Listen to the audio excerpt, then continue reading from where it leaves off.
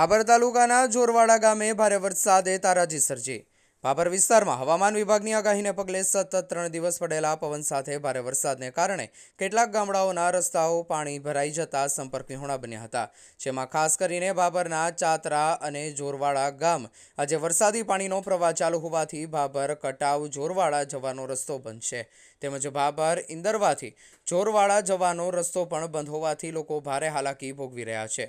રસ્તો બંધ હોવાને કારણે બીમાર ગામ લોકોને તકલીફ પડી રહી છે। ભારે વરસાદને કારણે ખેતરો બેટમાં ફેરવાઈ જતા જુવાર, મગફળી, એરંડા, કપાસનો પાક નિષ્ફળ ગયેલ છે। ખેતરો બેટમાં ફેરવાઈ ગયા છે। વરસાદી પાણી મકાનમાં ભરાઈ જતા કેટલાક કાચા મકાનો પડી જતા ઘરવખરી સહિત સામાન પલળી ગયેલ, તેમજ 4 દિવસથી વીજળી બંધ હોવાથી ગામમાં પીવાના પાણીની વિકટ પરિસ્થિતિ સર્જાઈ છે। ગામ લોકો રાશન સહિત પીવાના પાણી તેમજ ખેતી પાકોને થયેલ નુકસાન બાબતે સર્વે કરીને સહાય આપવા માંગ કરી હતી। ગામની તાલુકાના વિકાસ અધિકારી અને મામલતદારે મુલાકાત લઈ સહાય માટે હૈયાધારણા આપવામાં આવેલ। અહેવાલ ગોપાલ કે પૂજારા, ભાભર, બનાસકાંઠા। જોરવાડા ગામે ભારે વરસાદના કારણે કેવી સમસ્યા સર્જાઈ છે? પહેલાં તો રસ્તા બ્લોક છે, બધા રસ્તા બ્લોક છે। ભાભર તાલુકાથી સંપર્ક વિહોણવા ગામ છે। કોઈ ઇમરજન્સી દવાખાનાનો કેસ હોય તો ભાભર જવા માટે કોઈ શક્ય છે જ નહીં। ઘરોમાં પાણી આવ્યા, ઢોર ટાંકર મરી ગયા। 2015માં 2017માં જ્યારે આવી સ્થિતિ થઈ ત્યારે સરકારના ધારાસભ્યો, રાજ્ય સરકારના મંત્રીઓ બધાએ મુલાકાત લઈ ગયા, પણ હજુ સુધી એનું કોઈ નિરાકરણ આવ્યું નથી। પુલ બનાવી દઈશું આવું કશું હજુ સુધી કંઈ બન્યું નથી। કાલે પણ આવી ગયા, આ થઈ જાય છે, તે થઈ જાય છે, કશું બન્યું નહીં।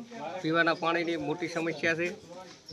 કોઈ લાઇટ કાલે 5 દિવસે આવી, પણ જે ગામનું ટાંકું, ગામનો બોર છે એ બધું પાણીમાં છે। એ પાણી સુકાય, 10-15 દિવસે પાણી સુકાય છે, પછી પીવાનું પાણી અહીં ગામને મળશે। ઘરોમાં પાણી આવ્યા, હજુ સુધી તંત્ર દ્વારા કે સરકાર દ્વારા કોઈ રાહત કીટ કે કંઈ પણ કોઈ પણ ધારાસભ્ય કે કોઈ મંત્રીશ્રીઓ કંઈ પણ મુલાકાત લેવા આવ્યા નથી। આની આ સ્થિતિ છેલ્લે 2015થી આની જ્યારે વધારે વરસાદ આવે આની આ સ્થિતિ છે, પણ હજુ સુધી એનું કાંઈ નિરાકરણ થયું નથી।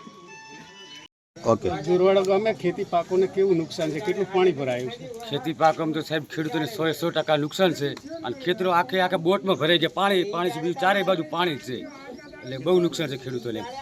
કયા પાકોનું વાવેતર? પાકોમાં તો મગફળી છે, ખાસ એરંડા અને અમુક જુવાર ને ગવારને આવું છે, પણ ખાસ મગફળી અને એરંડા બધું નુકસાન જ છે 100% ખેડૂતોને।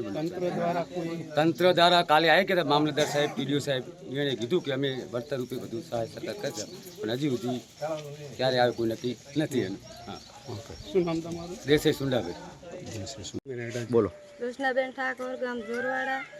અમારા ઘરમાં પાણી ભરાણું છે, કેડે હામું, અને બધું પલળી ગયું છે। માલ ઢોર બારે બાંધા છે, બારે રસોઈ બનાવે છે, બારે રાહ, અને કોઈ કાંઈ રહ્યું જ નહીં। ગોદડા પલળી ગયા છે, ખાટલા કોઈ હુવા માટે કાંઈ નથી, ભેંસ હુવા છે તારી બધું પલળી ગયું છે, કોઈ કાંઈ છે જ નહીં। અનાજ નથી, અમે બારે રહ્યા છે, નિશાળમાં હુઈ રહ્યા છે, આડોશી પાડોશી કંથી લાઈન કાઢું છે, અનાજ બધું પલળી ગયું છે। સરકાર દ્વારા કોઈ સહાય હોય તો અમને આપી શકો તમે। અત્યારે કોઈ રેશન કીટ કે એવું કંઈ મળ્યું ખરી તમને? એવું તો કશું જ મળ્યું નહીં અત્યારે। કેટલું નુકસાન થયું? નુકસાનનો તો કોઈ પાર જ નહીં, નુકસાન જ છે। પાણી અત્યારે હજી ભરેલું જ છે, થોડોક જ ઓહર્યું છે।